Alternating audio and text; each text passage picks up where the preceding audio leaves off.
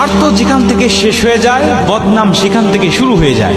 আপনি মানুষকে দিতে পারবেন যতক্ষণ, আপনি তার কাছে ভালো থাকবেন ততক্ষণ। যখনই আপনি দিতে পারবেন না, যখনই তাদের চাহিদা পূর্ণ করতে পারবেন না, তখনই দেখবেন যে তাদের চোখে আপনি কালসাপ হয়ে গেছে। যে মানুষ জীবনে যত বেশি ঠকেছে, সে মানুষ সামনে তত বেশি এগিয়ে গিয়েছে। জীবনের সামনে আগাবার জন্য মাঝে মাঝে মন ভাঙাটাও অনেক বেশি জরুরি। যতবার মনটা ভাঙে ততবার বোঝা যায় মানুষ হচ্ছে বড় স্বার্থপর। এজন্য আমি আসিফের ব্যক্তিগত মতামত হচ্ছে, জীবনে উন্নয়ন করবার জন্য মাঝে মাঝে ছ্যাক খাইতে হয়, মাঝে মাঝে ঠকতেও হয়।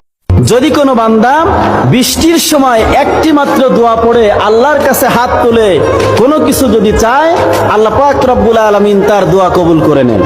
দোয়াটা কি? আল্লাহুম্মা সাইয়্যিবান নাফিয়া।